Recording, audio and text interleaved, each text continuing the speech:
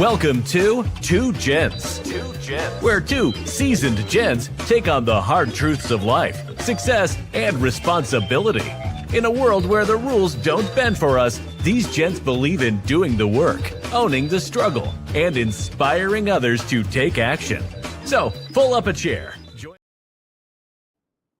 Hey, good afternoon. Welcome to Two Gents Podcast. I'm one of your hosts, Ron Spikes.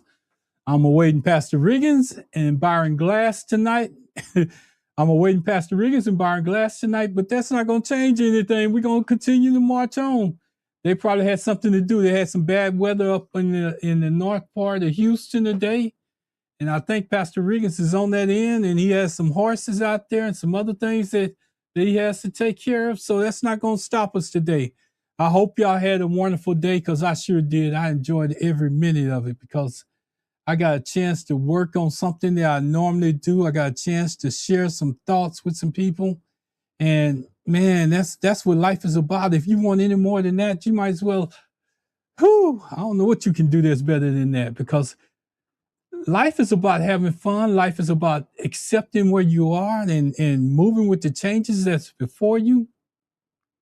And in these times that we're in, it's some rough times. So I'm going to try to talk for a little while till Pastor Riggins get here. You can see behind me, we got Talarico and Paxton on point for tonight. But here's the deal with being on point for tonight. I can guarantee you neither one of us are in line for Paxton. Neither one of us are in line for Paxton. I see Pastor. I brought him to the stage. How you doing, Pastor? How you doing, man? Look at the weather, kind of bad over here. My internet was running slow, but I'm here now. Yeah, I already said that. I saw that weather on. I heard y'all had 50 mile an hour winds, almost on that end over there. Yeah, earlier, yeah. Man, that's some tough stuff, Pastor. How was your day today? Pretty good, man. Pretty good. Trying to readjust my schedule since I'm out of work, so just readjusting my schedule and everything for the summer. Yes, sir. That's a good schedule, though. If I was going to do anything over again, I think I would become a school teacher. But just give me kindergarten. I can't. I did middle school most of my whole life, and now I'm doing high school and middle school. Yeah. Just give me kindergarten. Yeah. Well, they get a sleep time too. I remember I had a friend once that was a coach. He said, "Ron said when I leave from being coaching, he said I'm gonna go to one of these elementary schools and I'm just gonna be a gym coach. That's all I want to be. Yeah, a gym coach. Yeah. So that's an easy gig when you do that. Yeah, I believe it. So, Pastor, we got a subject tonight, and I told you I was gonna let you go first. And no, you said you were going first, and I was gonna come behind you. Oh, I did. Either way, we're gonna get it out of here. So let me just go. I'll go. I'm ready. Go ahead. Texas is not a 50-50 state. That's the starting point. So Democrats don't win statewide simply by turning out the Democrats.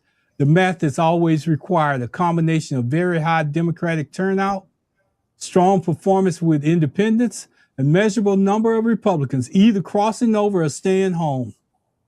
That's why many analysts say Paxton was both a stronger and primary candidate and a potentially weaker general election candidate. His legal controversies, impeachment history, and long-running investigations create an opening with suburban Republicans, independents, and moderate conservatives. These are the groups that normally vote Republicans, but they have to show a discomfort with the controversial heavy candidates in the past Texas elections. For Talarico, the only realistic path looks like this: maximum turnout in the big urban counties, Houston, Dallas, Austin, and San Antonio. Improve his margins in the suburbs. Avoid losses in South Texas and Rio Grande Valley.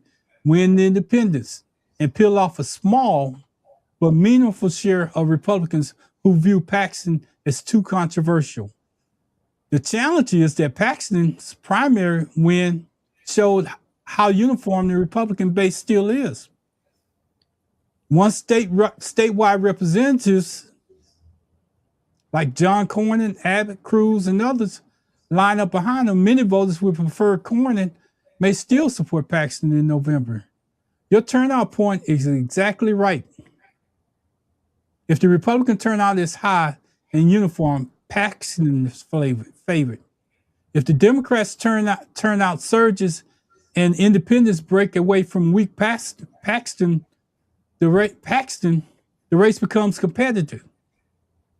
That's why analysts shifted the race from safe Republican to lean Republican. Not because Texas is changing overnight, but because the matchup creates a different kind of race. The real question isn't whether Paxton goes negative. That's expected.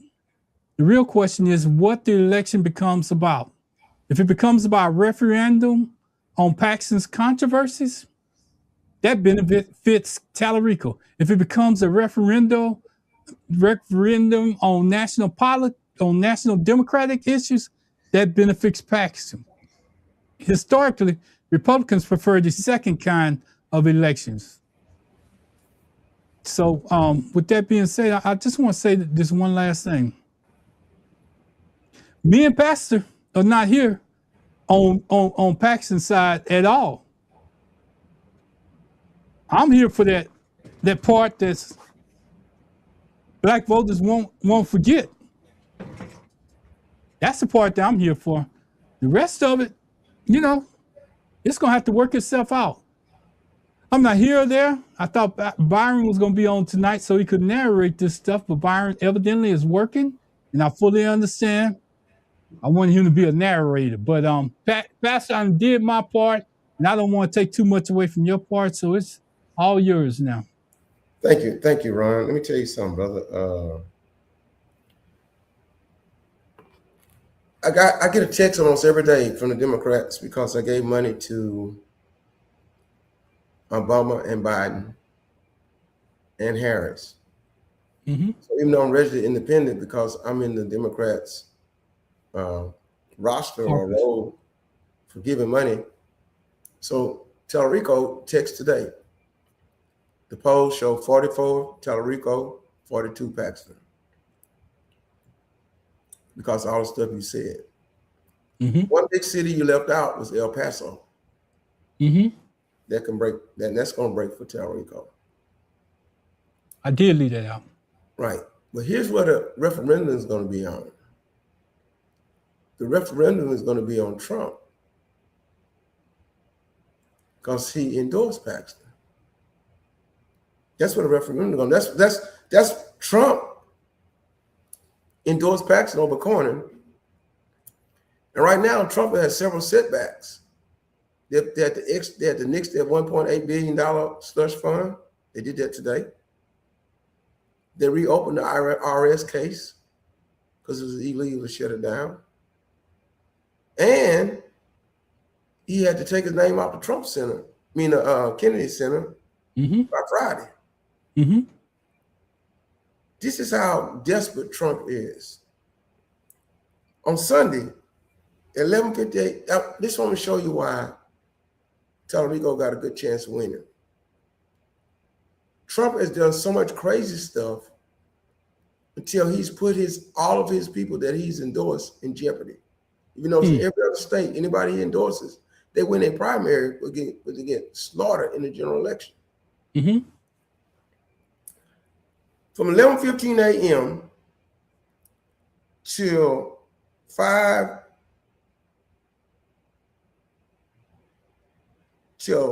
7:59 p.m. on Sunday, Trump did this on Truth Social. This is what I'm telling you, going to be a referendum on Trump. Because Trump and Paxton are like kin, accused of many indiscretions.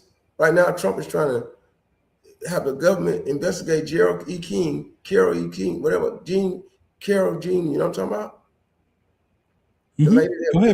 The lady the judge said that Trump raped and got $500 million in a lawsuit.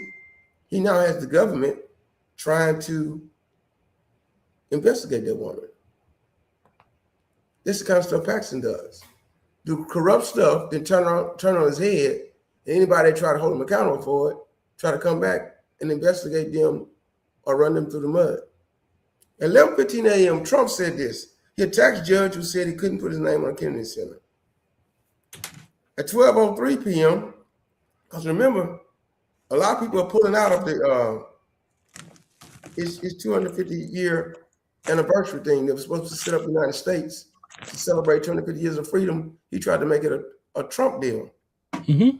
They say even the UFC fighters are pulled out now because he was trying to have the UFC fight go on as part of the whole. All the artists pulled out because people are looking and seeing he's like a clown. I mean, people that are pulling out who used to run behind him to entertain people. 12:03 says he may perform and give a speech at the American 250 events to the Artists of Council. 12:08 says Obama filled a reflecting pool with garbage. Just making up stuff. 12:09 p.m. attacks Biden. 12:09 post edit photo of Columbus Circle, D.C. with the caption clean. 12:10 p.m. attacks Biden again. 12:11 posts AI picture of him and George Washington riding horses in front of the White House with a space shuttle and race car in the background. 12:11 p.m. attacks Rosa O'Donnell. 12:11 post picture of him in front of the American flag. 12:11 brags about his endorsed candidates winning. 12:12 p.m. attack Obama and Biden over the reflecting pool again. 12:12 again post pictures of him pointing at the camera. 12:13 p.m. post pictures of UFC bent cage is building at the White House. And I heard today they pulling out of it. 12:13 posted an AI image of a golden dome for the White House. 12:15 p.m. defends Jackson Dart, called him a winner and his critics losers because Jackson Dart went out to a rally. Jackson Dart is the quarterback for the New York Giants. He went to a rally and introduced Trump last week, and everybody said that, he's barely just getting over being a rookie. You all into politics. You haven't been a winner as a football player. And so, so they attacked him about this. 12:45 posts an AI image of him as a New York Knicks basketball player. His basketball player dunking on Governor Kathy Hochul. Well, this is the president of the United States. This is why Paxton's in trouble. He's tied to this kind of foolishness. Paxton cannot be a serious candidate because of all the indiscretions, all the corruption he did, and he's tied to a 37-count felon who's losing a war in Iran. But, even though they said we're winning with billions and billions of dollars, he can't even get them to come to the table. Today he cussed out the Prime Minister of Israel and said that if it wasn't for him, the Prime Minister of Israel would be in jail. He wants the Prime Minister of Israel to stop bombing Lebanon. This is the kind of stuff we're talking about. 12:58 p.m. posting AI imaging with Tom Brady. 1:03 p.m. posted the garbage can labeling the Obama Presidential Library. 1:16 p.m. says America's back. 1:16 p.m. says America's back again. 1:16 p.m. says America back again for the third time. 1:55 p.m. posts AI image of him golfing. 2:55, that's 1:55. 2:55 says he's in excellent health. 3:17 p.m. promotes his Fox News interview with Lord Trump. 4:33 p.m. attacks the Pope again. 4:54 p.m. posts the weird image of himself standing at Greenland, which he has posted already. He wants Greenland to be part of the United States. 4:57 p.m. posts an AI image of the drone part of the ports he wants to build on top of the ballroom. 5:53 p.m. attacks Biden. 5:53 p.m. attacks Biden the second time. 5:34 Biden the third time. 5:34 the fourth time. 5:34 the fifth time.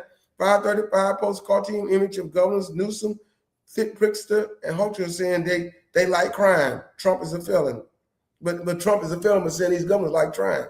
5:36 posts a meme about Republicans who voted to release Epstein files losing their primaries. 5:36 posts an old tweet of his where he attacks disloyal Republicans. 5:37 posts an old tweet where he says he wants to stop the world from killing itself.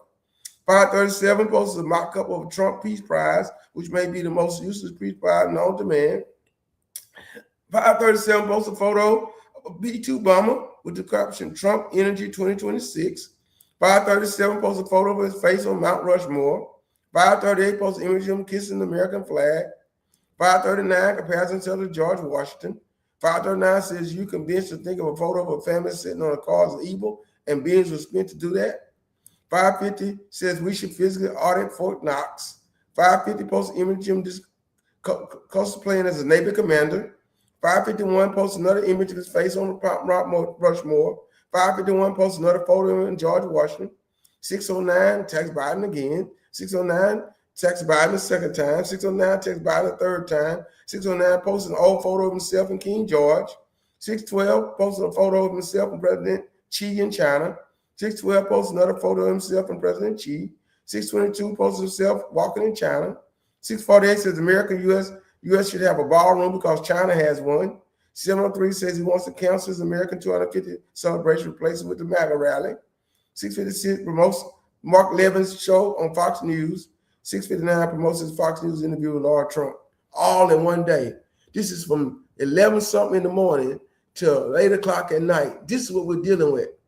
And if this is the president of the United States, and he's basically dementia, and basically just, he's that's the 25th Amendment says that you can remove somebody from office. With Paxton tied to Trump like this is all we need for people to understand that whoever Trump puts his hand on is going down. I took my time. I copied this from the Democratic page and want to read this tonight to show you that the odds are stacked against Paxton. Yes, we got work to do. Yes, the African Americans have to forgive the Democratic Party for supporting Talarico versus supporting Jasmine Crockett. Yes, we got to make sure people go out and vote. But Paxton he's weakened. And another word I'm looking for is that he's when someone has a problem with that compromise, he's compromised. Paxton is compromised because of Trump. That's all I want to say right now. One of the things that I want you to get it all out. But as I was listening to you go through all that stuff about Trump, Pastor, you know that ain't Trump posting all that stuff. He can't even stay awake 15 minutes in the cabinet meeting. So you know that ain't Trump posting all that stuff. That's somebody behind him that's doing it. It ain't no way in the world. Stephen Miller. That could be him. Could be Stephen Miller, but what I'm saying, but it represents who they are. It does do that. He can have an aide right there by him and say, post. You wake up and nod off, post this, post that, post this, attack Biden again. Whatever it is, if it's under Trump name and it represents who he is. Now, it is his media source. I would say that. But Trump ain't up that long to make all them posts. But here's the thing I want to ask you, Pastor, because this is key to everything that I'm going to say in this thing that we're talking about right now. Here's the key. Who needs the black vote the most to win? Talarico. Okay. At least we're honest about that. And one of my coworkers say Paxton is compromised, so they're listening in. I got it out there. She texted to me. She said Paxton's compromised, but we still need to get out there and vote, just like you, Pastor. I'm not saying we don't need to get out there and vote, but I need you to understand the reason why people are feeling the way that they do, and that's my thing. And I can't. And I know Pastor to move past it because he says he's looking at the bigger picture. But if you look at the long-term picture versus the bigger picture, they just destroyed a young black candidate to get him in office. And what happens when he loses? If he loses, I believe he's going to win, but also I believe that Jasmine Crockett has another act. She's young. She can come back in some form, some form. So that's what we tell our kids and our youth. You got another chance to come back. Hey, don't quit. I've been teaching this a long time. Man, look at me. I started pastoring, I'm 23 years old. I never really feel like I really got into my stride till I was in my 40s. And I really never hit where I have the impact I have now until my 50s, but I didn't quit. I got knocked down several times. Had to get back up again. I'm being honest, Ron. I understand what you're saying, Pastor, but how can you tell a congressman that's made it to Congress not to quit when she knows she should have won the election if it was fair and above on the table? What she could have done was What was not fair was them redistricting. And she could have done what she could have went to another district, but she allowed her pastor, Freddie Haynes III, to go run in the other district if she wanted to stay in Congress. She decided. No, I agree with you. I agree with you in theory that works. And here's the reason why I agree with you in theory, because she did allow her pastor to go run when she thought she had the Senate seat locked down based on this what her information in polling was telling her. Right. What happened was that her own party came behind her and deceived her and came up with all this other stuff. They put a national campaign behind Talarico to win this election, to bring him up to her standards. You can't get past that, what they did to her in this election. So you're right. She could have stepped out under any other circumstances. She would have won, and she could have had her replacement in place. But that's not what happened. And that's the reason why I say, when you look at this thing as a whole, you can't deny that Paxton basically said at the beginning of the election, everybody that was in him, every pack that was in him said this: we don't need the black vote. But let me say something then, Ron. What I want you to understand, I believe you understand, and you keep saying that you and I are not going for Paxton. I'm glad you keep saying that. What I'm saying is the primary is over with. We've got to come back another day after this whole election over with and come back and visit. That's why you and I and Barron are independents anyway. All of them started out as Democrats. And we've seen this done before. They tried it against Obama and it didn't work. They tried the same thing against Obama for Hillary Clinton and it failed. And that's when I got out and became independent when I saw what they was trying to do. It worked against her. It didn't work against Obama. Stacey Abrams probably could have been the governor of Georgia, but she never got the full support of the whole Democratic arm there. So we've seen the story before. All I'm saying that in the moment right now, in November, to get the Senate back, to get impeachment and removal of Trump or whatever we need to do, or get control of our country without losing our democracy totally, we've got to get Talarico as one of the ones that win. Let's fight that fight first. And I guarantee you, I'm gonna give you my word that after that, we can go back and visit, because we got to be talking proactive for 2028, that we got to get her involved or somebody involved, or this don't happen to somebody else another way, another primary. That's all I'm asking you. I'm not discounting what happened. I'm not saying that we shouldn't be concerned. I'm not saying that we shouldn't be hurt. But what I'm saying is, let's get our mission right now. Our mission right now is try to get Talarico elected, just as much as we would have tried to get Jasmine elected. It's the seat that we want, not the person. It's the numbers that we need, and that's that, because we said put the pedal to the metal, hold a foot on the gas. We can't lose our democracy. So this part of that process that we didn't have control over, that part of it, but we do have control over. We can push people out of the vote for Talarico, and in the polls he's winning because what you call him is compromised. Paxton is compromised, and Trump is adding fuel to the fire to help it be compromised. Once that's over with, the day after the election, we can immediately start working, because during the day after the election, they can all start working toward 2028 immediately. So that's all I'm asking, Ron, and I'm asking our audience. Here's the thing, Pastor, and I agree with you. What looks right on paper, but here's why I disagree with you. I'm not in this thing at all costs. My people that's got the same color skin as I do should get the same fair chance as anybody else. And when we stop doing that, when we stop giving our people a chance, we walking on the graves of Dr. Martin Luther King, we walking on the graves of Malcolm X, we walking on the graves of anybody else that gave their life for us to get a right to vote and then give it away. I can't see that come to pass. And I can't see our modern day black people that's in leadership that basically undermine that too, because they show up after the election for this guy. Trump don't give a care about it. It ain't no rules. He threw the rule book He threw the rule book out the window a long time ago. So this stuff about Democrats doing it the right way, taking the high road and all the rest of that, the high road left a long time ago. And we know that. Everybody that's listening to this show know that. But then you want to roll back and see, this is the part that I don't like. And I call it, you want to take the black vote and yo-yo it back in place because you up there right now. No, we don't. People don't work like that, Pastor. They don't. Ron, I'm agreeing with you. What I'm saying is the timing of it. After the election, there's two things we need to address. The Democratic Party using us as a yo-yo. And in the bigger picture, we need to get those voting rights back from 1965 that the Supreme Court trying to strip from us. That's what's marching on the graves of John Lewis and all of them.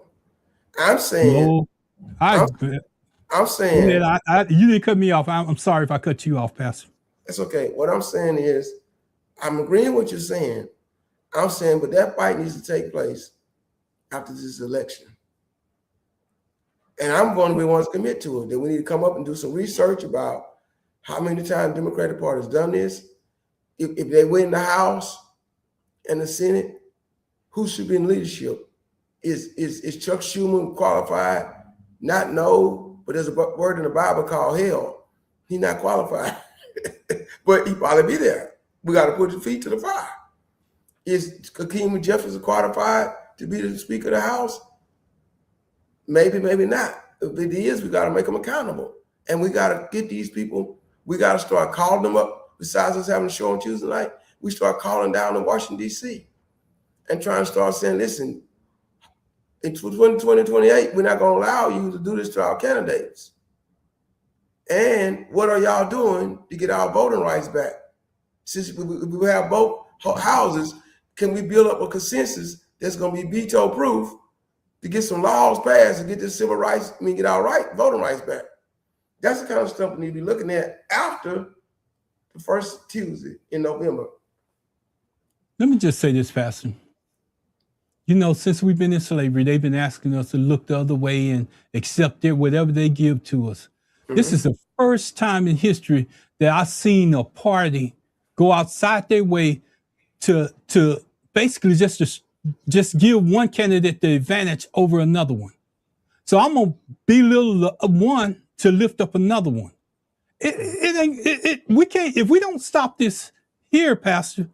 Mm-hmm. What if we have an excellent black female candidate that comes out in November? And because the strategy says that she won't win, we get off board. It just happened. So don't tell me it can't happen, because it just happened with Kamala Harris. She was overqualified. That's the reason why people are so frustrated, Pastor. Everybody wants to believe with you. Everybody wants to go with you, but they can't because they see their own child being walked over and stomped on. They can't go with that. Let me tell you what happened. Go ahead, Pastor. I yield. I'm sorry about this interrupt you. With Kamala Harris, man, I blame it on Biden. The vote was stolen. Because look at this. If in 2020, more people voted in 2020 in the pandemic, they counted votes than in 2024. That tells you what happened. And now people begin to talk about it, how Elon Musk was messing with the vote and going through and purging the votes and all that. She actually won, I believe. But we can't, it's gonna take time to prove it. We don't have the Mueller report and all that kind of stuff. We have people that are talking about it in circles. We have people saying, that we're gonna get to the bottom of it. You might get to the bottom of it 10 years from now. But so what you're saying is right, but I think the country was behind her. All the polls said it, all the rallies said it, but he was up there dancing because he knew what was going on. Trump was dancing while everybody was working because he knew what was going on. And that's sad. That's where the corruption is. That's part of the corruption. And if they ever can get to the bottom of it for real, somebody might go to jail. But it don't take back what we lost. We lost an African-American black candidate that would have been the first black woman president. We're in war with Iran. All this Heritage Foundation stuff is stripped away, the DEI, all that kind of stuff that we lost behind corruption. The democracy is on the brink of falling. Well, that was the whole plan. If we can't be in control because we're outnumbered, and then we're gonna cheat and hold on to our country like the oligarchs did in Russia. And that's all Trump is trying to do. So everything you said is right. We'll be frustrated, but in the real, it wasn't even a fair fight. It wasn't even like see, with the Jasmine Crockett thing, we said it's not a fair fight because somebody got behind them that shouldn't have got behind Talarico. With the Kamala Harris thing, it's not even nothing like that. It's straight up corruption. Like it was election was stolen, I believe. And people don't like to hear that. They don't like to hear that, but I think it's true. Pastor, I sit at the table with my brother this weekend from California, and me and him normally so far apart that it wouldn't make a difference. And he's one of those black Republicans. But he made some point. Let me just say this, Pastor. He made some points that I couldn't deny. He said that y'all won't even get behind y'all candidates. And when you do get behind a candidate, you walk over another one. That's a Republican telling a Democrat how our party is acting. You tell me at what point how are we supposed to correct that? Because I don't see it. This is nationwide. Hey, Ron, the sad part about it is nationwide. Democrats have always had this thing where they're fighting about the uppity Democrats versus the poor Democrats, the city Democrats versus the rural Democrats, the black Democrats versus the white Democrats. Literally, they're not unified. And that's the biggest problem. I'm serious. Republicans can all be doing wrong, but they're going to stay unified. But here's the deal, Pastor. I don't care what he's doing behind the scenes. One thing that the Republicans have in common more than the Democrats, if they all in the poop, they're going to all have poop on them. That's what I just said. But if the Democrats in the poop, the other one's going to step over and keep on going and laugh at the ones that's back there in the back. Because, and the real reason why I can say that, and I want to catch some of these comments first. Let me go back to the first one because I need to catch some of these comments. I know I've been seeing her go up there. Yeah. Why we had black men say that they wouldn't support her in the vote? That's a good question. Yeah, but go back to that some more before the end. We made a point and she said exactly. Yeah. But see, listen. Now, when they say all this about the black men they want to vote for and all that kind of stuff, they use that, they hide behind that to try to cover up that they cheated. I understand what she's saying. Black men didn't want to vote for her. Then she said about some people say she slept her way to the top. That's all those things that people been saying for her when she ran and won as vice president. They said all this stuff. The point is, Pastor, can I interject just one thing right there? Yeah. It's funny how we hold a woman accountable for who she slept with when she's running for office, but we don't hold men accountable on that same standard. And I can't understand that at all. I can't go with that.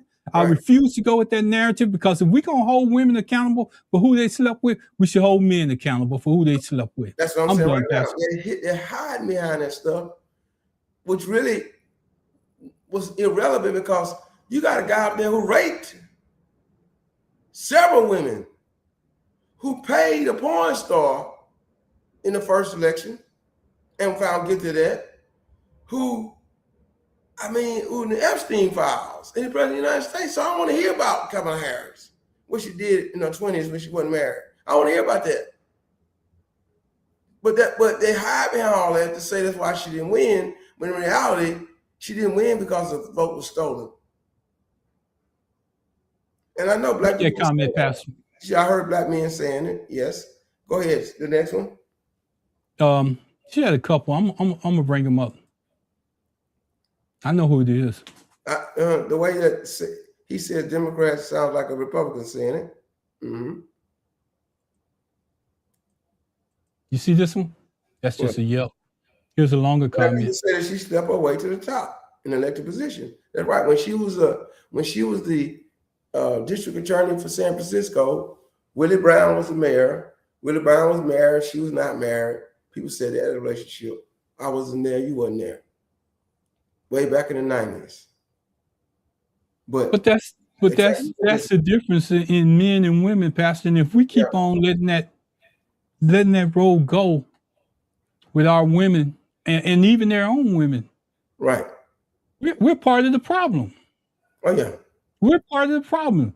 We got to stop that because they did the same thing to us as blacks. Yeah. As black men and black women, black children, black everywhere. They wouldn't give us a chance. And they swear that we got over on them with Obama. And we didn't get over on them. It took a combination of people voting to get Obama in office. Yeah. But if every time one of our people stand up overqualified, we allow people to shoot them down, there's something wrong with us as a people. Let me tell you what happened. You know how you be talking about J. Edward Hoover, right? Always. I'm always talking about him. The biggest setback in Black American history. What he used was the weaknesses of the frailty of Martin Luther King Jr. against him. No, I disagree with you there. No. Let me tell you. I'm gonna tell you. Let me state a point, and then you can. Then I'm gonna shut my mouth. I disagree with you on that. You want me to tell you the reason why? Why? Because somebody had to know that he was out there on that balcony at that particular point in time, and the only way that somebody could have known that he was out there at that particular point in time, it had to be somebody that looked like him. No, I wasn't talking about that. Fed the information. I'm talking about when he got shot. I'm not talking about that. There was surveillance him everywhere you go, man. That spies on him everywhere. I'm not talking about when he got shot. I'm talking about the whole time that King was trying to do the work that he was doing. King had one thing, and Coretta Scott King knew it. People close to him knew it. King had some extra stuff going on. This man would bug his room, tape all of it, put it in envelopes, and send it to his wife. You see what I'm saying? So what I'm saying is right. So what I'm saying is, this is what they always try to use against you. They can't get you in intellect. They can't get you in leadership. They can't get you in how God's giving you a vision. They can't get you the way you're moving the people. They're trying to look for your weaknesses. While J. Edward Hoover they say J. Edward Hoover himself was a homosexual. See, I ain't never really talked about this with you. I ain't go on your show. They say he was a homosexual. I knew that. He had his own issues going on. He trying to worry about what King doing. That makes sense? Makes sense. It makes sense, Pastor. You know, I did the research on it. It makes sense. From Fred Hampton all the way to Dr. Martin Luther King to Malcolm X, all the way through the whole thing. You know, if y'all don't believe me, go back and look at the show. I don't try. What I try to do on those shows is put out facts. Yeah. I don't try to make up stuff as I go. And when I get on this Tuesday night show, it's me and Pastor Riggins. We both have our opinions, but it ain't no way in the world that I'm gonna ever stand behind somebody destroying black females and walking over them and then expect us to come back and say, oh, you know, they'll get it next time. No, they need to get it the first time. Don't do them wrong the first time and then say, oh, no, we got to come back and clean it up. Clean it up the first time. Yeah, but I'm saying for the voters right now, you and I were voters. All we got right now is November, the first Tuesday in November, to deal with that first. And then we got it, because there's a lot of work have to be done. In other words, if we'd have seen this coming before the primary, like 2 or 3 weeks or 2 or 3 months before, we could have been working on trying to prevent this from happening. We got sideswiped, all of us got sideswiped. That's why you were so upset to the max, because remember, we was running shows, and everything behind your show was a picture of Jasmine Crockett.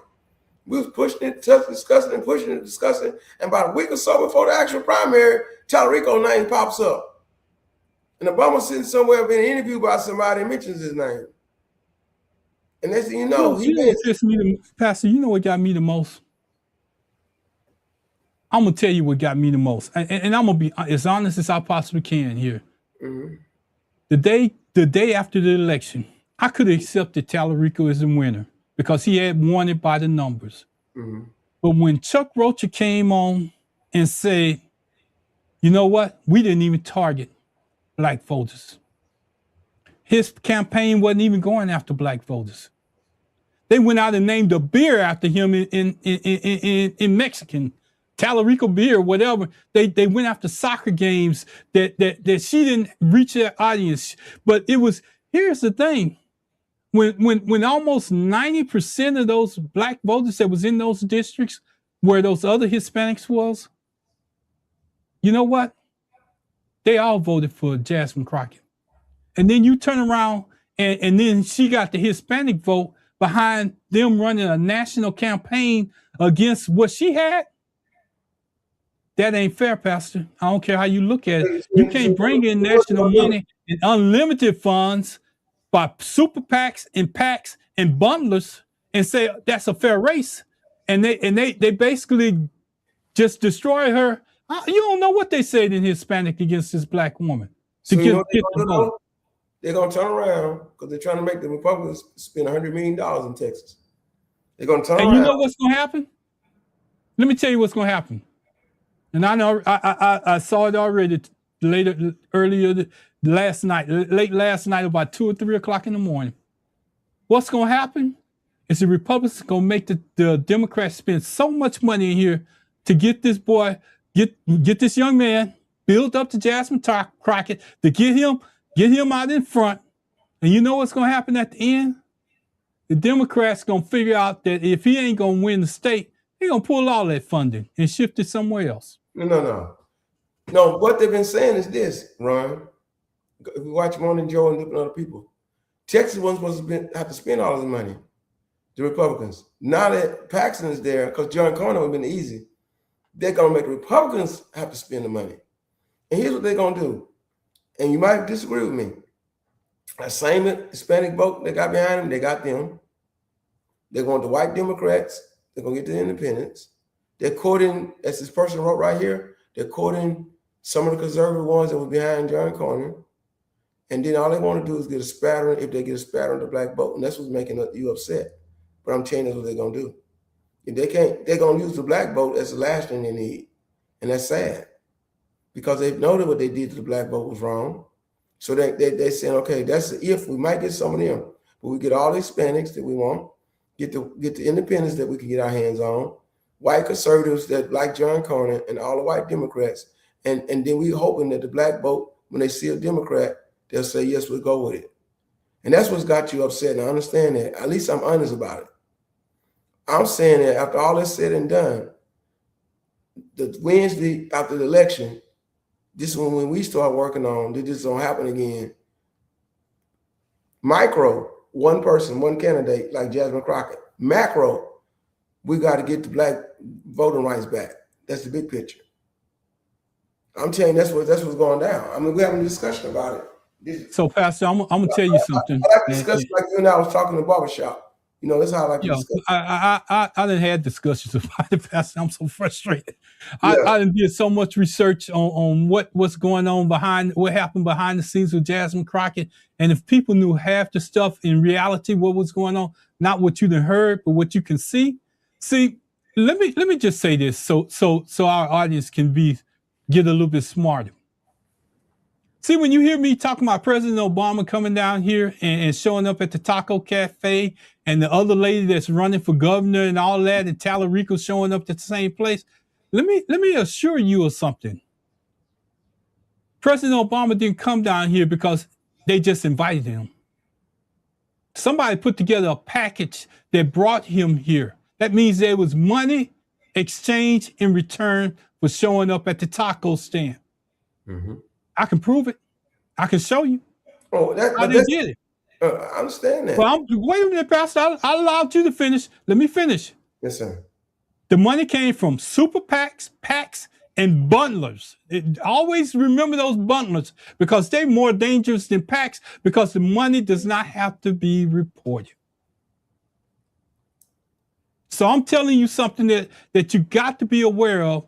And that's the reason why we're frustrated. But then when you take all of it, the super PACs, PACs, and bundlers that I just got through telling you about, and then you add President Obama on top of that, showing up, the one thing that I'll leave you with, and now I'm going to give it to Pastor, when that black limousine show up wherever Talarico, wherever Paxton is, with all the motorcycles and all those vehicles that come with it, when he comes to town, and throw that support behind Paxton, what do you think we stand? Only 40% of them have to show up. Almost 99% of us have to show up to make a difference. But what I'm trying to tell you is this. That's why I read what I read about Trump. See, in Trump's first term, that would have been good. But if you notice, Trump got a track record in every general election, every primary that somebody wins when you get a general election. Only 1% of his people win. Go look at it. Because they can win the primary because MAGA controls the Republican Party. Let me just say this, Pastor. When that man lands anywhere in the state of Texas, and Abbott and whoever else is a Republican in the state of Texas, I guarantee you they gonna show up. Their people gonna show up. It's gonna be a big old hall full of people supporting Ken Paxton. So we can dream that if we want to. I'm telling you, Trump, where he posted that and where he show up is two different things. This is a Republican state, and I just told you the numbers don't line up, Pastor. 40% to 90%, and still won't win the election. I guarantee you, who impeached Paxton? The Republicans impeached him in here in Texas. Paxton, see, and he still held the office. You got to understand this. The stuff that Paxton did, like we're talking about infidelity and all that stuff. The stuff he did, that even his conservative Republicans don't like what he did and how he did it. He's done some stuff that, and then he sues. He's sued so many people. He don't know if he's coming right, left, or back in front of him. He's compromised. I'll be honest with that. He is compromised. So yes, if this was John Cornyn, Talarico wouldn't have a chance. Pastor, you forgetting the prerequisite to be a Republican candidate. Right. You forgetting the wait. Just hear me out. I don't bet. Just hear me out. Just one time. Just hear me out. I don't bet, Ron. What if Talarico win? You gonna buy me a dinner? I'll buy you whatever kind of dinner you want. Let me just say this though. And if Paxton win, I'm gonna buy you a dinner. Let me just say this, Pastor. You're forgetting the qualifications to be a Republican candidate in the first place. You have to be convicted of something to be a Republican candidate. Let that sink in. I'm telling you that right now, with the war in Iran, with the gas prices, with Trump acting dementia, and all the dementia stuff, with all the crazy stuff that Trump is doing, he's put the Republicans in a bad way. All across the country, everywhere you see, Democrats are flipping houses, flipping legislatures, people winning like the guy won in Pearland. All this, it is a boomerang effect that Trump is doing to that Republican Party. His gig is up. His gig is up, man. Pastor, let me caution you on something. There's a lot of elections going on in this country. It's a lot of local elections going on. You just mentioned one.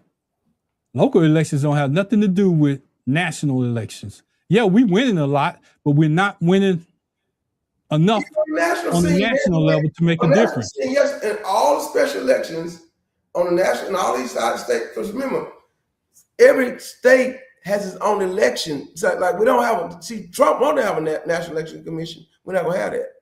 Every state has its own election. Absolutely, and I'm saying the same thing. So all these states are flipping Democrat. The Democrats. Let's get some of this stuff. Pastor, answer some of these questions. Answer some of these questions, and I'm gonna shut up and let you do it. Okay.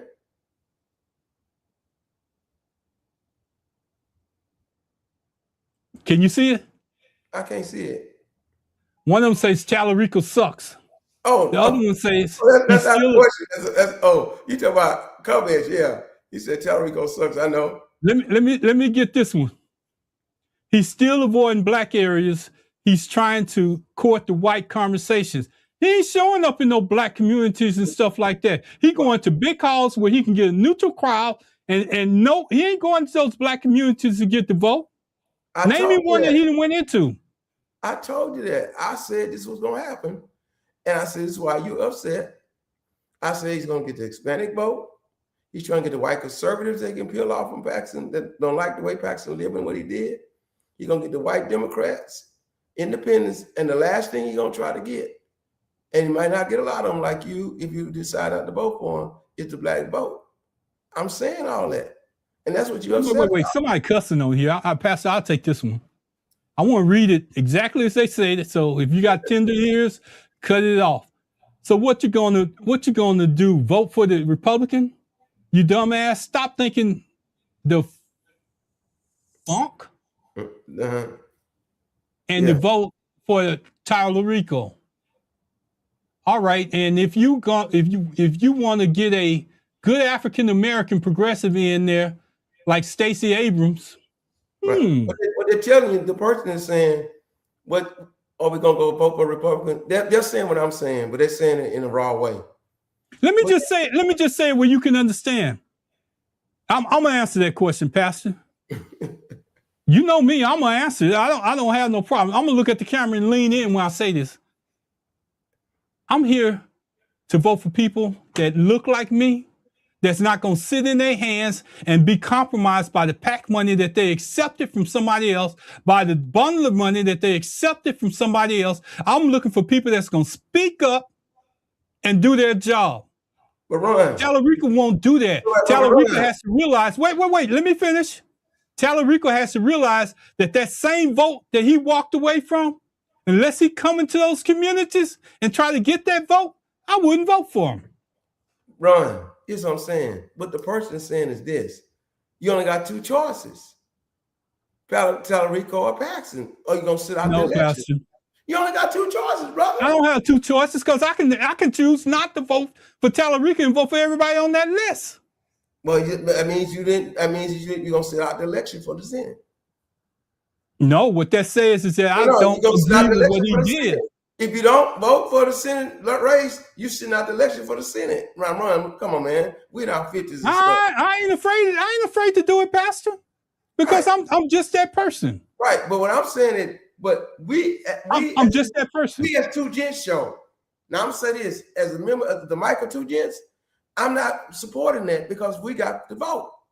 You could do it personally, but as we represent what we're trying to do to flip this Congress and stuff, you can't tell people to sit home and don't vote. Wait. Don't get the message confused. Because what I'm saying is when I get in that polling booth and I have to choose between Paxton and Talarico, I don't have to put an X in either one of them. It's more Democrats down the line that I can vote for. But I don't have to do that. Look what they said the next thing. I'm looking. Yeah. Go back. Go back. If you black, you vote Republican, you straight up sellout. See, because I'm not voting either way. So how do you classify me? I wouldn't bear was here. Run. I'm just asking you. Pastor, I'm asking a simple question. I'm voting everyone else Democrat, but I'm not voting in that election. So does that make me a Republican? Let me ask you another thing, Ryan. No, I asked you a question, Pastor, first. Does that make me a Republican? No, I'm not saying that. The person's saying that. I'm asking you.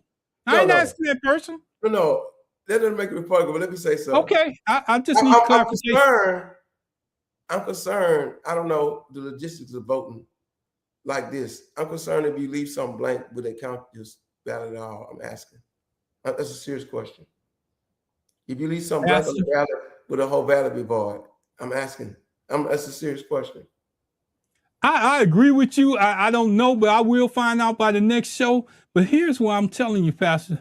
If I'm standing in that booth and I'm looking down there, I see Talarico and I see Paxton, I'm subject not to vote in that particular one. If your ballot gonna be voided, if you don't vote, what you gonna do?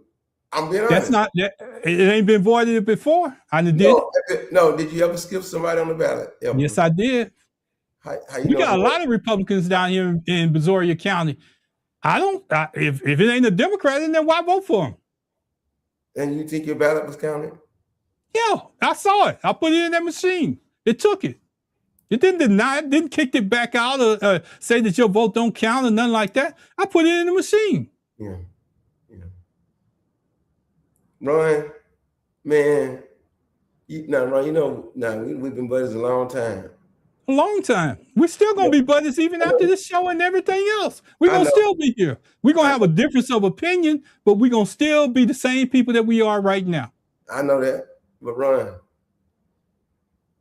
the fight that we have right now is to try to get the Senate back. You know, we lost that battle. We can't lose the war. We lost the battle. I mean, we lost the battle on Jasmine Crockett. We got sideswiped. We got ambushed. Now let's try to win this war, then go back. Let me get some comments up here. Go ahead, Pastor. I want you to finish because we got some different people coming in. I wish Barron was here. I know you do. I know you do, because Barron has a problem. Barron gonna get right in the middle, and whichever one he can fire up the most, that's the one that he's going for. No, when you read those comments, he'll be like, instigate those comments, you know. But it's the truth. But it's really, they don't care about. Let me read this one, Pastor. Let me read this one. I don't care about infidelity or any of that. They don't care about cheating at all times. They don't care. You're right. Here's a new one. Wait a minute. Here's a new one. I want to get this one. New comment. I don't care. Hispanics in Texas seem like they would rather vote. I don't know. He said I don't know. Oh, I don't know. I don't get those little. Yeah. Go ahead and read it, Pastor, since you didn't correct me. Well, I just wanted to make sure you got that right. I don't know. Hispanics in Texas seem like they would rather vote the couch than vote for Democrats. What does that IMO mean? In my opinion. Okay. There's one more. Don't go nowhere. There's one more. We all seen the play. All of she wins, we lose. BS was a dog whistle to try to court MAGA votes. Well, James won't need our help to win the right. So somebody's saying that that they won't need the black vote if you can get the white conservative to help him out. But the point of it is, what we're talking right now is how making the sausage, and it's ugly when you're making sausages. Literally, when I was a kid, we used to go do what you call a boucherie in Louisiana. 6 o'clock in the morning, shoot that pig in the head. Then somebody cut the throat with a knife and then put him in the hot water and get all the hair off of him. By 1 o'clock, he had boudin, sausage, pork chops, hog head cheese, and all that, but he was ugly doing it. And that's what happens in elections and stuff. All behind scenes stuff Ron's talking about, all the infighting between the Democrats, how we step on each other, all that stuff, it's ugly. But in the end, the main thing is we've got to hold the democracy, and we've got to put Trump out of our misery. Not out of his misery, out of our misery. And then we can go back and that's all I'm saying. Right? And I know, because I know you're frustrated. And then for the people to come with the comments, but what they're doing, they're letting the general public know, hey, don't sit home and don't vote. Letting the general public say, listen, if you vote for Paxton, you'll sell out. That's what they're threatening, which is true. Now, whatever you decide to do in that voting booth, that's your own personal. But I'm saying, for us, as our show, we need to promote that we need to win Texas for the Democrats. Talarico needs to win, and I'm being honest. No matter how. Pastor. I looked at your church show this weekend. I looked at church this weekend. Mm-hmm. I saw my 2 favorite people up there. But Pastor, I'm gonna tell you something. Real quick. I'm not telling people how to vote. Now I'm looking at the camera when I say this. I'm not telling you how to vote. I'm asking you to vote your conscience. Because that same person that wants your vote, not want, but needs your vote to compete with this other person in the state of Texas. Think about what they did to that, and I'm gonna always say this every time I say his name. Think about what they did to that black person to get him out there. That's all I'm gonna ask you to do. We got another comment, Pastor, and then you can come back and respond to what I just got through saying. Progressives just happen to be white, started with us by using black talking points. Let them fix this. So somebody is saying that, the white Democrats use our talking points to help him to win. So now they need to go out there and let them vote and win is what the person's saying. Now, Well, with Talarico, they don't have to do that because Talarico stepping on his own foot in the media already. Cringing. What does cringy comments mean? They made that word up from somewhere. Yeah. But see, they make cringy comments. The Republicans will say all that stuff to deflect from what Paxton actually done. I mean, he been indicted on security frauds, all kind of stuff. He just like Trump. I can't do it, Pastor. Here's the deal, man. I'm saying that when you go vote and you vote your conscience, look at Paxton's record. All Talarico record is that they use a political machine to outwit an African-American girl, which we don't like how it happened. But straight up as a person, with him working in the state legislature of Texas, his goals of what he wants for America, all that stuff is straight up. You're looking at a crook, a felon, somebody that's connected with a felon, somebody who's racist, somebody who's done a lot of stuff to African-American people in Texas, Paxton. If you got to choose between him and Talarico, it's an easy choice. But vote your conscience. You know, as I listen to you, Pastor, I couldn't do nothing but sit back and kind of smile because here's a guy that's in walk back, cringy comments. You can't be on one side or the other, not be a Christian. He has to decide on which side he stands on. It ain't no ifs, ands, and buts about it. God ain't gonna ask you if you made cringy comments. He gonna ask you, did you read your Bible? Did you understand what was in the Bible? Did you understand the wording that was in the Bible? Now, there wasn't nothing about cringy in there. No, Ron. Was it? No, but let me say something, Ron. Oh. This is why America goes wrong and try to use against us. America is not a Christian nation. But America... You interrupted me. Pastor, it's a difference. It's a difference when the word come out of your own mouth and you say, I'm a Christian man, I'm a teacher, I'm this, I'm a teacher, and all the rest of it. When you say that, you own the responsibility of what you do after then. What I'm saying is this, Ron. Okay. We're a nation of Jews, Muslims, Christians, Buddhists, all kind of stuff. To be elected. So what does that have to do with Talarico, Pastor? To be elected official in the United States, you don't have to be a Christian. Now, what does that have to do with what Talarico said? The words, his lips moving. Right. He up there trying to push that narrative because he's trying to court the white conservative vote, who happen to be the evangelical Christians, and half of them are more of them are MAGA behind Trump anyway. So he is stepping on his own foot by even hollering about him being a Christian. If I'm running for, let me tell you, this is why I never ran for office. If I'm going to run, if I'm going to run for public office, I don't talk about my ministry in no public office. I'm not going to talk about I'm a pastor, I'm a preacher, I got the word of God. That's not why I'm running for public office. I run for public office because I want the African American community to get better. I want fair schooling for kids. I want the gas prices to go down. I want this kind of right, that kind of right. I don't care if I'm a Christian or not if I'm running for office. That's the problem. They mixing the wrong stuff up, and that's where you might have a problem at. You don't have to say you're running for office. And that's where his problem lies, Pastor, is because he want to paint this picture that he's a Christian. And I ain't got nothing against that. The other guy is such I ain't got nothing against it, Pastor. Yeah. But the comments that you made in these days and times, and it's more coming out. Trust me, it's more coming out. That he done made statements that he done made as we get closer to this election that he's gonna have to walk back. Because one of the things that he said, and he was up, it was before he even got in there. What is a mediocre black man? What is a mediocre candidate as a black man? But Ron, what is it, Pastor? No one should be a mediocre black man.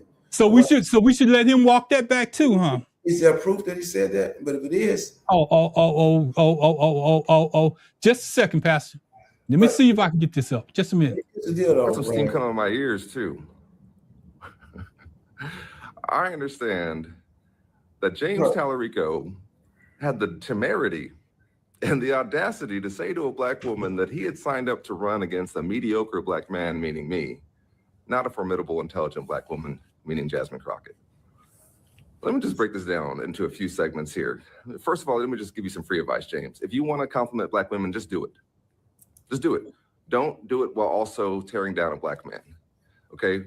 We've seen that play before. We're sick and tired of it.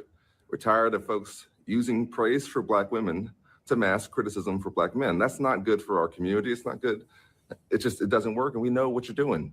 Okay, so if next time you want to praise a black woman, just do that. Leave black men out of it. Just leave a lot of things out of it. Second of all, did you ever have a coach or somebody, a leader in your life tell you that when you make an accusation, you often have a bit of confession in it? Maybe you use the word mediocre because there was something creeping into your mind about yourself. Because I know you're not talking about somebody who's been better at 3 things than you've ever been at 1. You are not saving religion for the Democratic Party or the left. We already had Senator Reverend Dr. Raphael Warnock for that. We don't need you. You're not saying anything unique. You're just saying it looking like you do. Okay? And third of all, let me just say to all the young black men out there, all the young men come from tough background, struggle growing up, who maybe think that someday you want to put yourself forward as a leader in your community. It's going to have haters like this are going to show up, okay? And you're going to feel like you have to be twice as good and jump twice as high and talk twice as well. But you don't have to. You can walk out there with your shoulders back and your head held up high, knowing who you are and the value that you bring, and understanding that this comes with the territory and that there's going to be folks like this. And when we see them, we should say thank you. Thank you for taking off the mask. Thank you for telling us who you really are and what you really think. And goodbye, okay? Because we're on our way and we don't need you to come with us and we don't need your help to get there. So with that being said, go vote for Jasmine Crockett. This man should not be our nominee for the United States Senate. I'm gonna get you back up. I messed up. Don't come for me unless I send for you. Okay, James? And keep my name out of your mouth while you're at it. Now, two things, Ron. Very powerful video, but 2 things. 2 things that I often say embarrassing sometimes. When you go to vote, you vote for the lesser of 2 evils. That's not good for Talarico to do that. But when you look what Paxton is doing, 2 black communities and 2 black people versus what he said about this man and trying to run against him is unwaitable. Second thing I'm gonna say, I guarantee you in the general election, Colin Harred is gonna vote for Talarico against Paxton.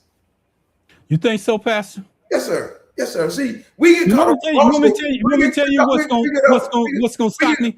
We get caught up emotionally in them fighting. Like I said, they're making a sausage. We get caught up emotionally behind all that. The primary over with, he won. In the general election, I guarantee you, they're gonna we might even see them together on the stage somewhere. We're calling already. Pastor, let me just say this.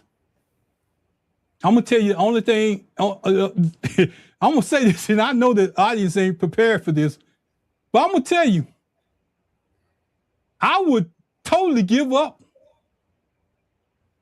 if I see Jasmine Crockett come out and say that she's voting for Talarico. I'm done. I bet she will. And I bet Colin already. But I'm telling you, Pastor, to your face. You gonna give up what? This is useless for us to sit here if we ain't gonna even defend ourselves and let somebody walk over us like that. That's useless. Ron, we don't show no pride. No, that's not pride. That's giving up. No, Ron. What I'm saying is a bigger picture out there. It ain't no bigger picture than black people, Pastor. You black? It ain't no bigger picture than black people being bit by dogs, walking across a bridge. It ain't no bigger picture than being whipped by white slave masters. It ain't no bigger picture, Pastor. I can't see it. If you looking over that, that's you. That's not me. No. I can't do it. I'm not looking over it. I'm looking through it to say, listen, we got to get our vote. No, you can't look through it, Pastor, because those whips are there. You can't look through it. Look at one election primary to get our voting rights back. You can't give up, Pastor, because Jasmine Crockett won't support Talarico. You can't give up. You gotta say, wait a minute, we gotta get our voting rights back. Well, I won't give up. I won't It give ain't up. about. It ain't about. I'm gonna tell you what it's not about. It's about people that made the sacrifice bigger than what we're making right now. We're doing a show. I'm talking about the people that was picking cotton in the field, where when they got to the end, their reward was water. I'm talking about the people that stood, people that couldn't even go across the street, people that couldn't go to the restroom, people that couldn't drink out of the same fountain. Those are people that paid their lives for us. And they would say to you, Ron, don't give up. On them? They would say, Ron, don't you give up on Jasmine Crockett. They'll say you got to keep fighting for the bigger deal. They'll tell you not to give up. That's what I'm trying to tell you. They'll say, if you're keeping up over one election, over one person, over one, is the whole United States, is the whole black people, Jasmine Crockett? Come on, man. They'll say, Let me tell you something, Pastor. They'll say, don't give up over that. Our show, I'm going to remind you what our show is about. We don't care if we get 1 million people on this show. I know that. If we can save one, and just so happened that my one happens to be called Jasmine Crockett. No, we're trying to say my one. I don't care. I don't know who your one is, but my one is Jasmine Crockett. You can't save Jasmine Crockett, though, Ron. You can't save Jasmine Crockett. She has to save herself. You're mixing words. You're missing words with me now, because it's not about that. Jasmine Crockett is already saving herself. Jasmine Crockett has paid the dues. Jasmine Crockett has went to Congress and did everything right that she was supposed to do. She is saving herself. I see it. But I ain't turning my back on her. I'm just saying she did it already, Pastor. What more is it going to take for us to understand that it's nothing more that she could have did, nothing more that could have happened? She stood the fight, the good fight, Pastor. They stacked the deck. They stacked the deck against her. Okay, let me say something. If we lost Pearl Harbor, or we lost any battle in World War II, or any battle in World War I, or any battle in the Civil War from the North side, we say, okay, I quit because I lost the battle. I'm not quitting because I lost the battle. I'm going to win the war. And the war is bigger than Jasmine Crockett. Pastor, let me tell you something. If James Talarico loses this race in Texas, does that mean that the whole Democratic, that we're going to lose all the way across the United States? No, we keep on fighting. Okay, so that's the comment. That's the argument that you propose. No, that if we lose James Talarico's seat, we're going to lose all the way across the United States. Listen, Ron, I'm saying is this. I live in Texas, but I'm not trying to just fight for Texas. I'm fighting for the United States. See, you worried about the one seat in Texas, but one Senate seat in Texas when there's 100 senators up there. There are 435 Congress people. There's a crazy president that needs to be impeached and removed, and you worried about one seat in Texas. It's got to be bigger than that. That's all I'm saying. Let me just say this. I'm gonna say this, and I know you. I know where you're going, and I appreciate what you're saying. Ain't nothing bigger than our people. I know that. And our people is more than one person. Our people is more than just and that one person counts for our people. But that one person lost their primary. We got to move on to win the war. So let me just say this. Let me just say this in a way where maybe you can understand it, or maybe our audience can understand it. If that one person punched all the tickets to get where they at, if their mother was a postal worker and their father was a Baptist minister or whatever kind of minister he was, and they still managed to put that person through school with what they had, the limited resources that they had, they get in there and they fighting for every day up until this election came. They were fighting. Even during the election, they was flying back and forth to D.C. Even right now, they're on a committee trying to pursue the Epstein files. Mm-hmm. And you mean to tell me that all of a sudden I got to turn my back on all of that fight and just let it go to waste? No, Pastor. I'm going to fight for it to the end. If she endorses Talarico, you fight with her, not against her. I'm not fighting against her, Pastor. I'm not going to ever fight against her because I see, So I'm looking at the whole battle. If she endorses Talarico, she's telling you that part of her fight is that she want to bring down Trump. Ride with her. If you're riding with her before then, stay riding with her. That's all I'm saying. Here's the deal I'm going to tell y'all. And I want y'all to be honest and And just listen to me. I want you to make your own decision when you go behind that ballot box. Ain't nobody else in there with you but me. And if you make whatever decision that you make, you'll never have to tell either one of us. But I don't never want you to forget that little black girl named Jasmine Crockett that they sacrificed to get Talarico where he's at. Never want y'all to forget that. It ain't no big picture because I can't see past me to get to Talarico. I just can't. I can't do it, Pastor. And here, take this one, Pastor, so you can calm down and take your next one. We got. I heard Talarico's supporters were calling Jasmine Crockett off harassing her when she was trying to help people who lived in apartment complexes that exploded in Oak Cliff. Yeah. I mean, still going, Pastor. We got comments coming. Go to the next one. You know what? Pastor might be right, though. What these white progressives did to Jasmine, I'll never forget that. And see, what he's saying is we can't forget what happened. That's all I'm saying. I'm not discounting what happened, but the big picture is we've got, the only way we can keep this from happening in the future is we got to take control of. See, let me explain something that people might not understand. When the Democrats are already the ones that were not in control, don't hold the Congress, don't hold the Senate, and they trying to go to everything they can do, and some of them they're doing is wrong, or how they went about it wrong, trying to get it back. You end up in a situation like what Talarico did. But if we can get power, get in control, we can begin to address some of this stuff. We have room to sit back and say, wait a minute. There's no sense of trying to undermine the black, because they undermined Kamala Harris. They undermined Hillary Clinton, and she wasn't even black. It's a woman thing to start off with.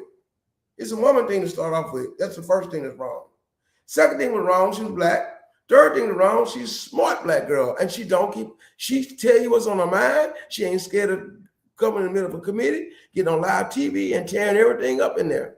And a lot of people don't like that. Just like I know if I was in Congress when I was younger, if I was in Congress, they wouldn't have liked me. I wasn't gonna be like Al Green, I just go up there with no sign. I'm gonna get 100 of us go up in there and tear that whole speech thing up. But then somebody would try to keep me quiet and hush me down and put me to the side. That's all that would happen. But the more power we can get more people, then people like that can move forward. That's why I'm saying if she come out and say, all right, what was done to me, I don't like how it was done to me, but we need to take this Senate race. Let's go to Talarico. We got to ride with her. That's how we support her. Let me just say this, Pastor. I want to say this. If she do that, I hope she gets something in return. I hope she gets something in return, because if she do that and she ain't getting nothing in return, they done walked all over her for no reason at all. Hey, you know, now Ron, you already know. Read the comment, please, Pastor. They don't do it for just Jasmine. They did it to Kamala Harris too. That's what I said. Yeah, we just said that. We got more coming. Right. We got so many comments tonight. We should stand together and unite. That's right. That's the big point. Right. What we gonna stand on? Right, but that's what they're saying. We've got the Democrats unite. If it's that part of it is over with, we got one person to beat, Ken Paxton. So So here's my question, Pastor. I understand exactly what you're saying. So are we gonna unite as black people, or are we gonna unite as Democrats? We unite as blacks and Democrats. Everybody. We can't do both, Pastor. Yes, you can. No, we can't do both. Pastor. It's a big party. It's a big tent. You have LGBTQ in there. You have blacks in there. You have Hispanics in there. You have whites in there. The Democratic Party is a black tent. If the blacks want to pull out by themselves, we'll never win in America. You already know that. We got to get with the ones that's working with us for our causes. Did they know that when they made that statement the morning after the election? That guy, let me tell you something else, Ron. Did they know that? That's all I'm asking. Wait. That one guy that said that, let me tell you something. People got a lot of egos. That man trying to act like he's a kingmaker. Because that one man says that don't mean that's what really. See, that's another thing. People like to run their mouth like they want to do something. That's all he's doing, is running his mouth. What really does something is the people in the ballot box. That's us who go vote. See, so I listen to that guy right going one ear out the other ear. I was like, like Charlie Brown to me. Oh, so you think you made Talarico do it? If we don't vote, then Talarico don't win. He's just running his mouth. It's just like if I was a campaign manager, right? And Ron was running. Let me just Ron run against Barron. Let me just make it up. And Ron win. The next morning, I'm gonna try to tell folks how I helped Ron to win. Listen there. This is what I did. We ain't need to vote for Barron anyway. I'm running. I got a big ego. I'm running my mouth. James Carville does it a lot. What's that guy used to be with Bush, George W. Bush? He used to run his mouth a lot. They played the guitar. Lee Atwater. They like to run their mouth because that's part of what they do and call themselves promoting people are part of what they do in trying to push elections, which really, the people that really matter is who's in the ballot box. And so if we unite in the ballot box, if he decides to come against us, he can't win. Pastor, I done heard you say many times you done called Donald Trump elections nothing but cheating. Yep. What's the difference between what they did and cheating? They didn't cheat. They used a strategy. They didn't do nothing that was illegal. They didn't do nothing that was illegal, Ron. You know that. Pastor, let me just say this. They used a strategy and ambushes. No, what they did, let me tell you how they cheated. Because if the election, let me just say this. Let me just say this, Pastor. If you let me allow me, if the election was on fair terms, where James Talarico was at, that nobody representative that came out of Travis County, wherever he came from, if he was at nobody representative and nobody from a national party send any influence to the state of Texas, who would have won that election? Jasmine Crockett. But that's not cheating. That's cheating. No, it's not, Ron. That's cheating. No, that's outwitted, outstrategized. That's like pass and go. That's like pass and go in Monopoly. And every time you go pass go, they give you 200. But instead of you taking 200, you take 400. If we don't understand the election process, we have a problem. The American election process is fraught by one thing, and that's what we have a problem with. It's fraught by money. It is. Ever since that big citizen, whatever case they had back, you know what I'm talking about. And they need to go back and change that. But as long as money is behind everything, all we got left to do is to look at whatever they put the money in and say, like Kamala Harris raised $1 billion. That's how we know she won. She raised $1 billion. You know she won, but they took the thing from her. Because the money is what wins, and that's sad. But because the money is who convince people. You see enough ads, getting enough people persuading you, folks can go out there and vote. That's what I'm saying. They took the money and convinced people to vote for Talarico. That's not cheating. She got outwitted. Pastor, let me just. I listened to you very carefully. Now I'm gonna say this as calmly and as possible as I can. You just said that Kamala Harris had $1 billion and she lost the election. Yes, sir. Because they cheated. They purged the votes. So if they took less money and put it into a candidate, and got the same results in a statewide election, that mean they cheated. No. That mean they cheated. This is a national election. You don't need no $1 billion in Texas to win. That ain't so cheating. if you get $1 billion, it's not cheating. But if you just take the maximum amount of dollars that a candidate wouldn't have, that's not called cheating. It's called something else. No, Ron. You missed the It's called fair play. No. You missed the apples and oranges. Let me say this again. Talarico got money from bundlers, got votes out there in Texas, convinced folk, like the Hispanic vote and all that, to vote for him, outwitted Jasmine Crockett. We don't like the results, but it was all by the book, all fair. He didn't do it, Pastor. The PACs did it, not him. But they did it all by the books, all fair. I'm saying that Kamala Harris raised all the money by the books, all fair, $1 billion. All the polls said she was winning. When the numbers come out, we have less people voted in 2024 than 2020. The vote was being purged. That's where the cheating was at. Not in the raising the money and stuff. That's what I'm trying to say. Okay, I got you. I understand exactly what you're saying now. So let me tell you, let me paint you a picture. I'm gonna get off my bandwagon for a minute, but I'm gonna throw some facts out here now. Let me paint you a picture. All the polls are saying Talarico got this in the bag. All the polls said Talarico's ahead by so many points. All the polls are right there.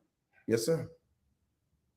What happened to Kamala Harris when all that came out? That sounded like a Democratic propaganda. That's what it sounded like going into the poll. That tends to be their mission, put out propaganda before it happens. Then you get disappointed. I'm not getting disappointed because I understand the numbers this time. I did the research and I understand that the Republicans at 40% have more than all the minorities in this state if they vote at 40%. But I'm saying this, that's why we got the minorities go out there and vote. If they don't have to have that, if the Hispanic, the African Americans, the Democrat whites out of Austin area, all the urban centers, and independents vote, the Republicans won't win. They banking on this They banking on people going into the ballot and say, I ain't gonna vote for nobody. Let me just say this, Pastor. Let me just say this. We could have everything that you just named. And I'm gonna raise the number to make sure that my statement is true. If 50% of them come out and vote, Republicans, not whites, Republicans, it's still an endless effort. Ron, I'm gonna tell you this. I'm not a betting man. I don't gamble. Oh no, I'm just saying. I'm just saying it was an endless effort because it's more Republicans in the state of Texas. Talarico win. I'm gonna find me a big dinner. I want you to find you a big dinner, Pastor. Just make sure it's around. Let me just say this. Make sure it's around the first of the month. It's gonna be the first of the month. It's the first week of the month. I'm retired, Pastor. Hey, it's first week of the month. We have to vote November. If you gotta wait till December, one whole month to get it together, wait till December. And if Paxton win, I'm gonna do the same for you. Let me just say this, I'm gonna get this. Let me get this out. This comment says a lot of those progressives, especially on the online content creators, were telling people not to vote for Kamala Harris. They didn't give her a fair shake. So James should have get out in the mud. You know what? I agree with him. Now, Pastor, if you disagree with me on this, it ain't nothing I can say. If he wants our vote, he needs to come get it in the black community. But no, he's saying about in the mud. He's saying he need to get down dirty. Well, but Pastor, he's saying he need to fight dirty. He can't fight clean. I understand what he said, but I'm telling you, if Talarico won our vote, he needs to come to our communities and solicit. He coming. He gonna get call red. He gonna get the closer we to November. He gonna go make up a call in all red. He gonna beg Jasmine Crockett and everything. They gonna come out for him. Watch, Pastor. And I know you ain't gonna like it, but they gonna come out for him. Pastor, if he can't go into these same churches that Jasmine went into to get the vote, if he can't go into those same venues that Jasmine did to get the vote, if he can't come to Pearland, Texas, and she hit 2 or 3 spots in Pearland, if he can't come to Pearland, Texas, Missouri City, Sugar Land, and stand up on the day or before voting, early voting, and nothing like that, he coming. Why should we vote for him? He coming, and he gonna get them. He gonna get called out. How do you know he's coming, Pastor? You gonna see? You got a straight line to him? No, this is what I believe, man. I'm just asking. No, he's not done. Let me tell you something. I got this one guy. I'm gonna try to get him to come on and give some comments. I got one guy who's real good friends with Rodney Ellis. Rodney Ellis is a kingmaker. I don't know that much about that, but I go with it. Harris County. He the one who put up Christian Amendment up against Ada Edwards. He's the one that kind of like get behind people. Rodney Ellis gonna go to this man, watch, Talarico, and he's gonna tell him and other guys like him in the black community, movers and shakers on county levels and different stuff like that. They're gonna tell him, listen, you want the black vote, you better come up where we at. And he gonna move. You'll see him, he gonna end up at James Dixon Church. He gonna end up at Silver Lake. A couple other churches that allow people to do that. And some churches don't allow, but like Lily Grove ain't gonna allow you to come in there. They say politicians come in there lying and stuff. But the churches that allow politicians coming there, you'll come and they watch. And then you're gonna hear Colin Red and Jasmine Crockett toward the end of the deal gonna run a commercial. And the commercial gonna be against Ken Paxton. That's how they're gonna set it up. They're gonna make a commercial. Your crystal ball is a lot better than mine because I don't believe in crystal balls. I can't cast into the future. I teach history and deal with politics. I understand, but your crystal ball is showing a whole lot, Pastor. I'm telling you, because the Democrats want to win this Senate real bad, and they want to flip Texas and make Texas become blue again. And this is the closest thing they got to it because they got a compromise candidate, Ken Paxton. They couldn't do it against John Cornyn. They can do it against Ken Paxton, and they coming with it. Watch, Pastor, old Pastor. They're gonna have to come with a whole lot. And you done made a whole lot of predictions. I'm gonna make sure I save this recording. When you see the commercials, you know what you're gonna say, Pastor. I didn't believe it, but they did do a commercial. I can't believe that she came out. They must have really took care of her. I'm gonna say, yes, they did. They're gonna take care of her. See, all right. Let's take what you got, and then we're gonna get out. We're gonna get out of here in just a minute. I'm gonna give it back to you. But I got one more question, Pastor. Mm-hmm. If she come out and do a commercial, and they still don't get to Texas, what does that say about us? We fought the good fight and lost it. That tells you Texas is wrought with corruption.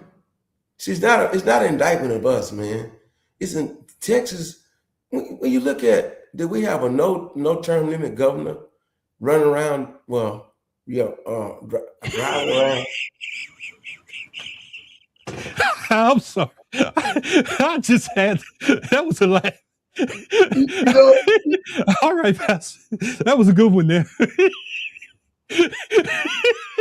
Trump wants to be like Texas. He wants to have a no term. Texas is wrought with corruption to start off with. So that's why the man was talking about what's going to get down in the mud. That's why Beto never had a chance. Good as Beto is, all right stuff he did. That's like, oh, you just urinating in the wind in Texas if you don't know how to get down in the mud. I'm being honest. And so if we lose, it ain't no indictment of us, Talarico, nor her if she go out for him. It's an indictment of Texas, dirty politics. Texas don't want to change. They want to last strongholds of racism, of MAGA, and all this other kind of stuff. That's all we're trying to get free from, to be honest, in the big picture.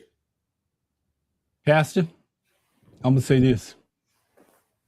I didn't know you was in the healing business, but you say the man was running. I am in the healing business, but I stopped. I caught myself. I said, no, I said, I want to turn from running to driving. And I'm not trying to belittle the situation, but hey, y'all, we give it out to Bob in the show. I've heard some nicknames people have given them and stuff, and I don't, because I can end up in a car wreck, anything, and end up not walking. So I'm not belittling it. And just when it came out of my mouth, I caught myself. I said, wait a minute, you know, and that's why I did the sign of the cross. Let me do this. We've been on here for a pretty good while. We appreciate y'all listening in. We appreciate the comments we got. We got kind of comical at the end, but that just shows you how me and Pastor's relationship is. We can talk serious. We can be on the opposite sides of things at all times. But we're going when it comes to push come to shove, he know he can pick up my number and call me anytime. We might not even talk about what happened on the show. We're gonna talk about something new. That's just the way we are. Byron Glass is the same way. I kind of threw him a curveball when I put Color and All Red on there, but I had it planned and he just happened to set it up at the right time. So y'all listen to Pastor. I'm gonna give it to Pastor. Pastor has been a great show. Hey man, I appreciate it. Hey, throw one of them pictures up there, brother. Huh? Tonight. Oh. Go ahead and start talking, Pastor. Yeah. Hey, listen here. Man, I love Ron and Baron and what we do. We've been doing it for a long time. And Ron is each one of our own convictions. So he's very convicted right now behind the Jasmine Crockett thing. And I'm just trying to give him some hope and some light. And what we're going to do on tomorrow night is have Bible study. Not here on this location, but on my Facebook page, you see there, it's called Aquila Fennell Riggins. Facebook.com/Aquila.Riggins. And It's a Bible study that we have with United Covenant Church of God and Sugar Land Church of God, 7 p.m. Central Standard Time. We do it in the Zoom, but simultaneously we do it on Facebook Live. You can watch it live or archive. I welcome you out to it. And thank Ron for supporting it and promoting it. Pastor. Yes, We sir. got one more for you to do. What We is got it? one more for you to do, and then we're gonna get out of here. Yeah. If I can get it in time. Oh, it's one of the ones that what you watch on Sunday mornings. It's coming up. Yeah, on Sunday mornings, you got to go to United Covenant Hope Church of God Facebook page. United Covenant Hope Church of God Facebook page. But on Sunday mornings, you don't have to go to the Facebook page either. You can come in person. I welcome you to 6555 Mesa Drive, Houston, Texas, United Covenant Hope Church of God. We're there at 11 o'clock a.m. Got great praise and worship by Johnny B. Williams, Minister Johnny B. Williams. We have a great, most of the time, we have exciting share about service. This is what Ron talks about, Pastor Manuel Page. We do have another pastor that does it too, Pastor Kenny Bonnet, but Ron loves when you see Pastor Manuel Page. He's just an exciting character for his personality. But then we bring a serious word of God. That's great praise and worship, and we bring a serious word of God at 11 a.m. on Sunday mornings. We want to impact our community, our city, and our world. So we invite you out to 6555 Mesa Drive, Houston, Texas. If you can't come out in person, you can watch it on Facebook Live, United Covenant Hope Church of God. We thank God for the opportunity to be able to be involved in the life of our community, to try to bring positivity, to try to bring some direction, and connect the church to the community. So that whatever we're preaching about on Sunday, you can see that on a Tuesday night, that we're trying to make sure we can make some change. Now, how we get there sometimes might be kind of, messy, as far as the discussions, the debate, all that kind of stuff. But we're all trying to go the same way. We thank God for this opportunity to do this. We give him the glory to all that we do. We leave this platform without his presence. In the name of Jesus, I pray. Amen. Amen. I want to say thank God, thank God, thank God. If you're not doing anything around 1 o'clock tomorrow, I'm going to invite you into a podcast, and there we try to bring the truth. Mm-hmm. It's not going to be Talarico or it's not going to be about a taco stand.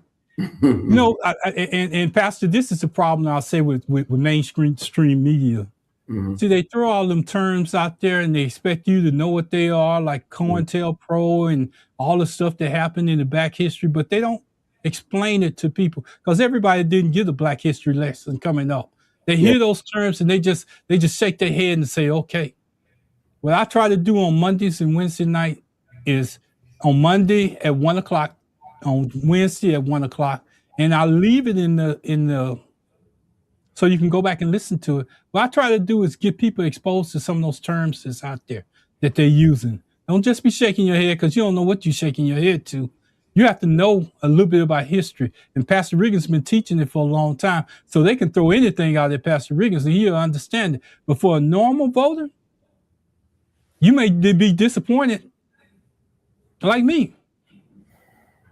But if you understand the logistics behind what's going on right now, you can make a more educated vote. Pastor, I'm going to say thank God, thank God, thank God. And please go out and listen to Pastor Riggins tomorrow at Bible study. It's strong. It's strong. Go to, I haven't been there yet, but I'm going to surprise him on Sunday. I'm going to show up and roll up there at 11 o'clock. I'm going to sit in the pew and clap my hands, stomp my feet, and say hallelujah. And can't wait till the message come out. Yeah, I know you've been watching it, though. I know you've been watching I watch it online. I have to admit. Y'all take care. We enjoyed you. Pastor, it's been a great night. I enjoyed you, man. Good conversation. None of that candy-coated, sugar-coated lies that everybody else be saying. We don't set you up when we do this, it's live. Y'all take care. Good night.